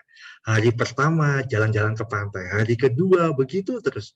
Hidupnya diisi oleh memori futuri yang belum terjadi memang. Bahwa nanti 22 Juni itu akan jalan-jalan. Nah, yang menarik, tanggal 22 Juni gitu ya, ditanya nih orang tua saya, mama papa saya, jadi nggak jalan-jalan ke pantai? Lalu kalau mama papa saya mengatakan nggak jadi gitu ya, wah itu kecewanya minta ampun itu. Mungkin dibawa sampai mati mungkin. Betulan, ini saya mengatakan apa adanya. Tetapi, kalau mama papa saya mengatakan, ayo kita jalan-jalan udah tanggal 22 Juni, wah bahagia sekali gitu ya. Nah, memori futuri ini juga yang kita pegang sekarang, yang kita yang kita bawa juga ketika kita beriman. Ketika kita tahu bahwa di masa depan kita akan diselamatkan, berarti apa? Dengan memori futuri kita akan diselamatkan. Tadi yang saya katakan implikasinya apa? Kita harus melakukan apa yang aku kerjakan. Itu yang dikatakan Yesus kan? Mengerjakan pekerjaan kasih. Berarti apa? Selama kita menantikan waktunya akan tiba, selama hidup itu kita melakukan perbuatan-perbuatan kasih itu. Dan itu saya melihat, oh betul juga ya. Itu ya ada istilahnya memori futuri, tapi ini hanya saya mengait-ngaitkan saja Ibu ya, karena kebetulan saya hanya bertanya pada teman saya tertarik dengan neuroscience ya barusan aja, saya nggak tahu apa-apa sebetulnya. Tapi saya merasakan, oh iya ya, Ibu mengatakan eskatologis. Nah, eskatologis itu pada akhirnya memori futuri itu yang akan datang itu sudah mulai sekarang. Saya menghidupi hari-hari saya dengan kebahagiaan sebagai orang yang diselamatkan. Menghidupi hidup saya, iman saya, berbahagia sebagai orang yang sudah diselamatkan. Jadi pada akhirnya, Bu, nah, rumah Bapak itu menjadi rumah kita sekarang. Penuh damai, penuh dengan ketenangan, penuh dengan kenyamanan, penuh dengan sukacita, dan kita usahakan dari hari ke hari. Karena kita punya memori futuri, memori akan masa depan, bahwa kita akan diselamatkan. Jadi ketakutan, kegelisahan itu, memori yang buruk itu harus dipisah istilahnya. Kalau kata teman saya itu tadi, harus mulai digantikan dengan memori yang lain, yang lebih baik. Bahwa kita sudah diselamatkan, ya mungkin tidak hilang memori yang buruk ini. Dosa-dosa kita, ya mungkin kita masih ingat, kekurangan kita, kelemahan kita. Tapi ada memori yang lebih baik sekarang, memori futuri. Bahwa sekarang yang dulu tidak akan mempengaruhi hidup saya lagi. Yang mempengaruhi hidup saya adalah memori yang baru, bahwa saya akan diselamatkan. Jadi itu Bu Dani, jadi saya agak melebar ke sana kemari, tapi ya ini hanya hasil refleksi saya dengan teman saya itu ya. Saya sharing-sharing, kadang-kadang saya tanya itu yang menarik apa. Dan itu menarik tuh. Oh, belum lagi kalau ini Bu, maaf, ini saya akan lanjut lagi. Misalkan ternyata itu fungsi otak itu, kalau kita misalkan melihat ya, kata dia, bisa aja saya salah, keliru. Kalau kita melihat ini komputer, ini layar, ternyata sama ketika kita mimpi, katanya, bagian otak apa saya lupa namanya, mimpi atau berdoa, atau meditasi atau kontemplasi gitu ya. Kalau doa-doa kita yang dengan menggunakan imajinasi gitu ya.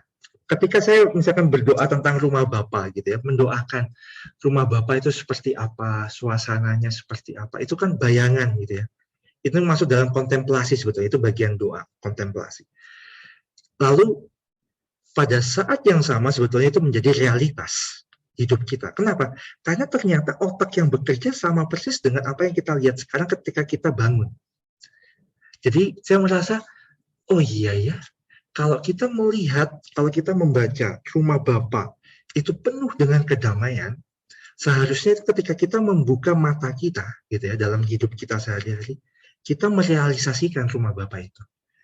Karena ternyata fungsi otak yang sama yang bekerja ketika kita berdoa dalam visualisasi ya, ketika kita melihat, dan itu juga bisa kita pakai juga dalam hidup kita sehari-hari, bahwa kita melihat terus rumah Bapak ada di depan kita. Dan itu menjadi kenyataan ketika kita berusaha untuk memperjuangkannya. Ya ini sedikit tambahan Bu Dani, ini hanya refleksi saya, ini hanya karena kesana kemari, pertanyaan Ibu menarik, jadi saya juga menjawabnya agak lebih luas. Oke, terima kasih Pak Tejo, saya kembalikan. Terima kasih Bu Dani. Oke, terima kasih.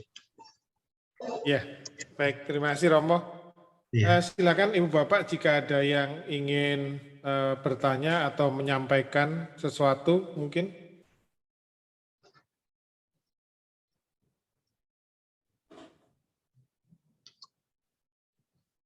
Pak Nanto tuh raise hand. Siapa? Pak Nanto. Ananto. Iya. Tadi Di Silakan tempat. Pak. Silakan Pak. Silakan Pak. Masih di unmute. Masih Oh Pak. unmute. Oh masih Unmute, Pak. unmute Pak.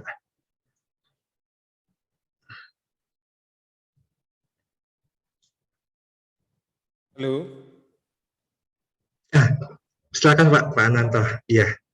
Mati lagi Pak. Ya, mati Kepencet lagi kayaknya. Sebentar itu harus dipencet. Ya, sudah. Silakan Pak. Selamat malam Pak. Selamat malam Pak. Romo, di Yohanes aku adalah jalan, kebenaran, dan hidup. Itu Ya. sepertinya harus dibaca dalam konteks jalan atau Ya. dibaca dalam konteks iman kita. Jadi yang membedakan iman kita dengan agama yang lain. Jadi kalau diambil itu saja, itu sepertinya kita harus yang lain itu nggak benar atau yang lain itu tidak mengenal Yesus. Jadi kalau ayat ini kita pegang yang nomor 6 aja itu, Iya. itu seperti eksklusif, kita yang paling benar. Bagaimana? Iya, betul sekali Pak. Ini selalu kalau berkaitan dengan ayat ini berbicara tentang eksklusivitas gitu kan. Yang diselamatkan hanya kita. Nah, ini juga menarik juga untuk didalami. Kalau sebentar saya buka, ini ada Lumen Gentium 16 Pak. Jadi ini kalau kita melihat dalam artikel Lumen Gentium, ini dokumen Vatikan kedua tentang terang bangsa-bangsa, artinya itu ya. Lumen Gentium, artikel 16 mengatakan begini. Sebab mereka yang tanpa kesalahannya, saya baca saja ya. Sebab mereka yang tanpa kesalahannya sendiri tidak mengenal Injil Kristus serta gerejanya, tetapi dengan hati tulus mencari Allah dan berkat pengaruh rahmat berusaha melaksanakan kehendaknya yang mereka kenal, melalui suara hati dengan perbuatan nyata dan memperoleh keselamatan kekal. Dan ini dikatakan juga penyelenggaraan ilahi juga tidak menolak memberi bantuan yang diperlukan untuk keselamatan kepada mereka yang tanpa kesalahan sendiri belum sampai kepada pengetahuan yang jelas tentang Allah. Namun berkat rahmat ilahi berusaha menempuh hidup yang benar. Jadi dalam Konsili Vatikan kedua Pak, dogmanya sudah mulai berubah. Memang betul Pak Ananto. Sebelum Vatikan kedua, kita meyakini, jadi tahun 62-65 itu berubah total. Sebelum 62 Pak, kita tuh meyakini hanya kita yang diselamatkan. Orang-orang Katolik bahkan, gereja Katolik saja yang diselamatkan Allah, yang diselamatkan Yesus. Itu berarti sekitar hampir 2000 tahun ya, 1900 tahun gitu. Kita percaya bahwa hanya orang Katolik yang diselamatkan. Jadi inklusivitas atau keterbukaan kepada yang lain, Pak, itu belum 1 abad sebetulnya. Jadi gereja Katolik itu menerima keselamatan di luar gereja itu sejak tahun 62 sampai 65 itu. Ya, 65 lah lebih tepatnya, setelah Konsili Vatikan kedua. Dan itu dikatakan begini, ya memang betul, mereka tidak kenal Kristus. Tetapi kalau dengan hati tulus mencari Allah, mereka akan sampai kepada Kristus. Lalu ada seorang teolog Katolik, ya Yesuit juga namanya Karaner. Dia mengatakan gini, ada begitu banyak Kristen-Kristen anonim, itu istilah mereka. Kristen anonim maksudnya apa? Orang Kristen yang tidak percaya Yesus, tidak tahu Yesus bahkan, tapi melakukan sesuatu yang tulus gitu ya, penuh kasih, akhirnya bisa diselamatkan. Jadi kalau saya seringkali mengatakan begini Pak, untuk apa? Ya ini mungkin tidak tepat juga ya, tidak tepat 100%, tapi saya menganalogikan begini, kita ini udah dapat jalan tol gitu ya. Nah, sudah dapat bisnya ini ya, bisnya udah jalan tol gitu ya, udah istilahnya kalau saya itu orang Surabaya, jadi Surabaya ke Jakarta itu udah lurus saja. Nah, di tengah jalan ada orang yang belok, ya gitu ya. Di tengah jalan ada orang berhenti. Saya mau naik pesawat dulu lah, tapi cari bandaranya susah banget gitu ya, nggak dapat. Ada lagi, oh udahlah saya dari tol saya keluar jalan biasa lah dan sebagainya. Saya seringkali mengatakan begini, kita yang percaya pada Yesus ini dalam gereja ini, kita percaya kita sudah dapat jalan tol nih. Nah, pertanyaannya apakah kita tetap mau setia di jalan ini atau enggak? Tapi pada akhirnya tetap sampai nanti di tujuan. Saya membayangkan ya kita sampai Jakarta lah istilahnya gitu ya. Ini seperti gambaran saya sederhananya. Tapi yang lainnya itu susah payah mencari jalan, kita sudah ada nih jalannya. Dan ini yang kita lakukan. Mungkin bisa sampai ke tempat tujuan, tapi nanti pintu tol terakhir itu ya tetap Yesus. Itu yang kita percaya, Pak. Jadi semua keselamatan itu kalau iman kita pada akhirnya tetap Yesus yang menyelamatkan. Jalannya bisa banyak macam-macam, tapi di akhir nanti pintu terakhirnya itu Yesus. Itu yang tetap kita pegang sampai saat ini. Dan juga ada dokumen-dokumen lain, Pak. Misalkan Nostra Aetate nomor 3, tapi saya nggak perlu membacakan. Lalu ada juga Dignitatis Humanae nomor 4 dan sebagainya. Ini ingin mengatakan bahwa jalan-jalan orang-orang yang lain di luar kekristenan itu bisa diselamatkan asal mereka mencari Allah. Karena beberapa dikatakan tadi dengan jelas, mereka tidak tahu, Pak. Betul-betul tidak tahu sama sekali di mana daerah-daerah yang tidak mengenal Kristus misalnya gitu ya. Dengan masih pakai agama-agama sukunya, agama-agama lokal ya. Karena ketidaktahuan mereka. Apakah ini kesalahan mereka? Ya tidak juga. Lalu apakah Allah itu lalu meninggalkan mereka, membenci mereka, tidak menyelamatkan mereka? Kok jahat sekali ayah? Apa Allah seperti itu? Tapi kita mengatakan, mungkin ada juga orang-orang yang tidak mengenal Kristus karena tidak tahu. Tapi masih ada jalan keluarnya, yaitu pencarian yang tulus kepada Allah. Pada akhirnya, ya tetap keselamatan itu melalui Yesus. Jadi memang ini lebih pendekatan kita, Pak, sampai detik ini. Dan itu dogma ya, Pak. Kalau kita mempercayai betul. Kalau kita nggak percaya itu, kita juga bukan Katolik.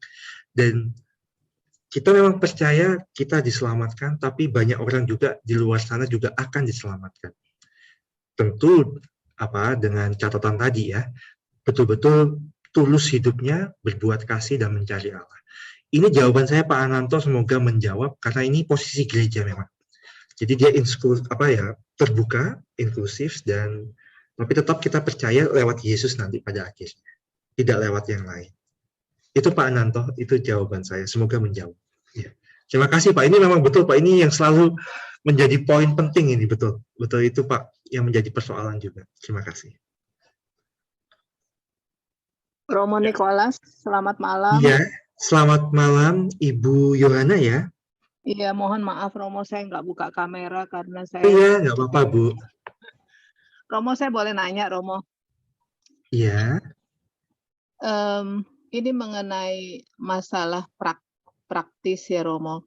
Ya. Jadi ada teman saya, itu dia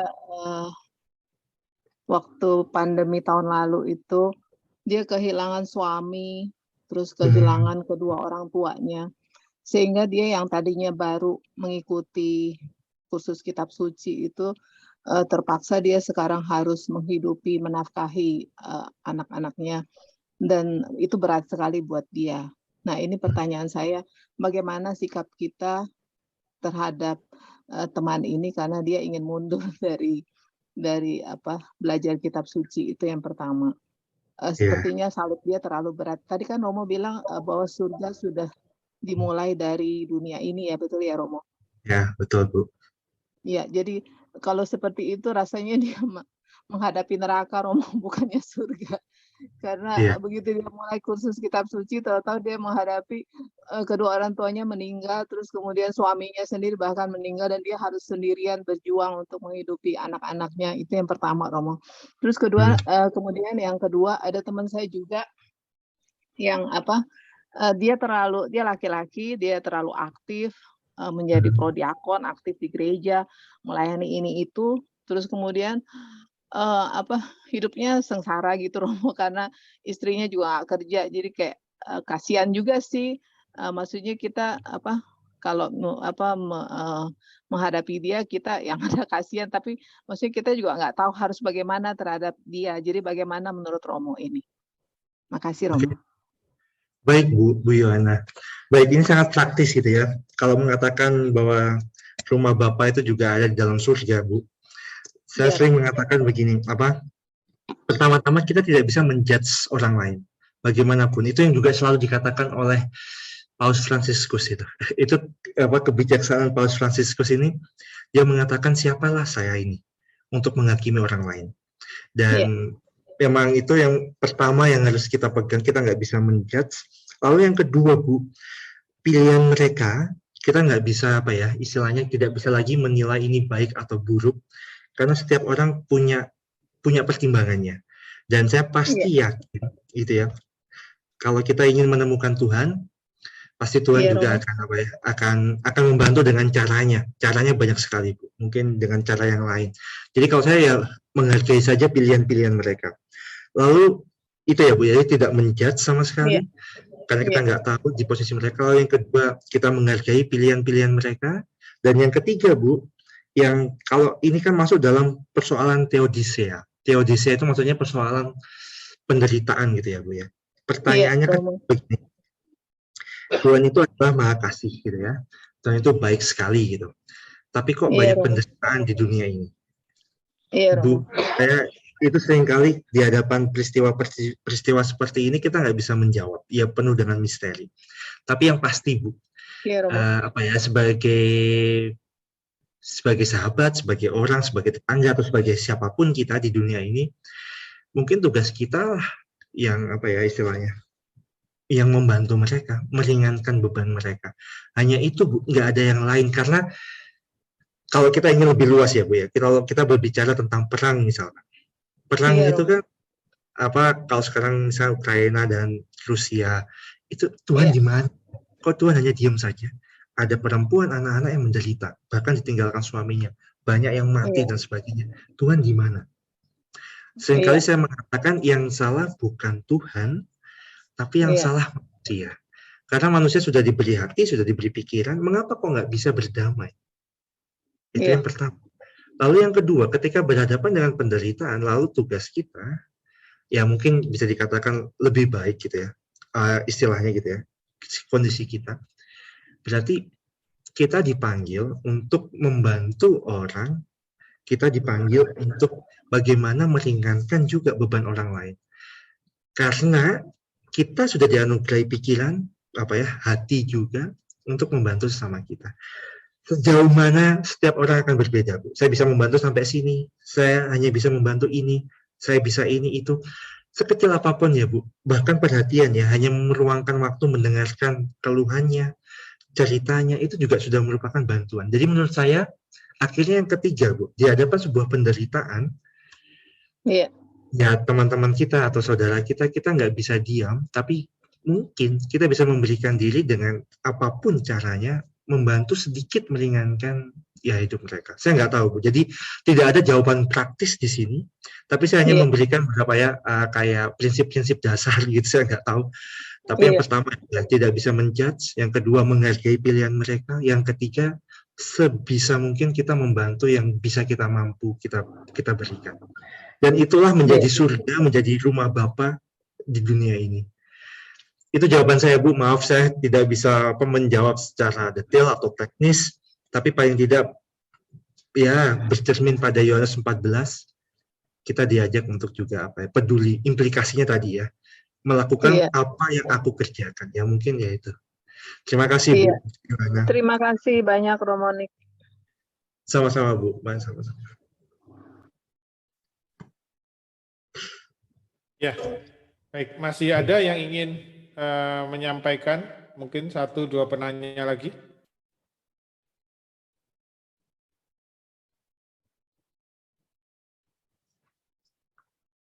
Tidak ada? Nggak ada kayaknya. Sudah jelas. Ya. Baik, Ibu Bapak, kalau sudah tidak ada yang ingin disampaikan lagi, Maka untuk pemaparan materi dari Romo Niko dan juga sesi tanya jawab kita cukupkan sampai di sini. Terima kasih atas perhatian Ibu Bapak sekalian, dan waktu serta layar saya kembalikan kepada MC. Silakan. Baik, terima kasih Pak Teja dan juga terima kasih Romo Niko untuk materinya dan tentunya partisipasi Bapak Ibu semua ini tadi yang sudah bertanya dan berinteraksi nih. Untuk itu sekarang aku ingin mengumumkan beberapa pengumuman nih. Yang pertama, pastikan nih kita bertemu lagi nih di pertemuan bulan depan dengan topik yang pastinya berbeda tapi nggak kalah seru dan menariknya. Dan selanjutnya mengingatkan lagi bahwa Megushin Bible Club itu dari kita untuk kita. Maka dari itu dipersilahkan bagi Bapak Ibu semua yang ingin memberikan tanda kasihnya bisa langsung melakukan scan QR code yang sudah ada di layar nih. Mungkin boleh di screenshot dulu kalau misalnya mau nanti. Terus sekarang, dan jangan lupa untuk nanti menambahkan angka 7 di belakang nominal yang ingin diberikan, kurang lebih seperti itu. Oke, baik. Oke, kalau begitu sebelum kita mengakhiri pertemuan pada malam hari ini, alangkah baiknya kita menutup dengan doa. Maka dari itu aku mempersilahkan Kak Vena untuk memimpin doa penutup yang nanti akan dilanjutkan dengan berkat oleh Romo Nicholas. Silahkan. Oke, terima kasih Dela. Selamat malam Bapak Ibu, rekan Romo dan rekan-rekan sekalian. Izinkan saya untuk mengajak Bapak Ibu teman-teman semua untuk bersatu dalam doa. Dalam nama Bapa dan Putra dan Roh Kudus. Amin. Allah Bapa di surga, puji syukur kami haturkan kehadirat-Mu karena pertemuan ke-12 dari Megushin Bible Club hari ini dapat berjalan dengan lancar. Terima kasih karena melalui Romo Niko, kami boleh menerima peneguhan atas jalan kebenaran dan hidup kekal yang akan kami peroleh melalui Putra-Mu, Yesus Kristus. Kiranya ya Bapa, rahmat peneguhan ini tidak hanya sekadar singgah dalam hati kami, tapi kiranya berkatilah agar peneguhan ini juga hidup dalam tindakan dan perilaku kami. Berilah kekuatan bagi kami Tuhan untuk senantiasa menyelami kedalaman iman kami, semakin mengenali Engkau, semakin mengenali Putra-Mu Yesus Kristus, dan juga membiarkan agar semua pengajaran-Mu hidup dalam tindakan dan perilaku kami yang dapat menjadi contoh bagi sesama di sekitar kami. Ya Bapa, sebentar lagi kami ingin melanjutkan kepada aktivitas kami lainnya. Kiranya ya Bapa, berkatilah kami satu persatu, dan semoga apa yang kami terima hari ini dapat kami bawa ke dalam keseharian kami. Dalam nama-Mu kami berdoa dan mengucap syukur. Amin. Tuhan sertamu Dan serta-Mu juga. Semoga Ibu Bapak, seluruh anggota keluarga, orang-orang yang kita cintai, orang-orang yang mencintai kita, orang-orang yang kita doakan, dan orang-orang yang selalu mendoakan kita, selalu dalam lindungan dan berkat Allah yang Maha Kuasa, Bapa dan Putra dan Roh Kudus. Amin. Terima kasih Romo Nicholas. Terima kasih Terima Pak kasih Ben, Romo. Tejo semuanya, Adela, semuanya.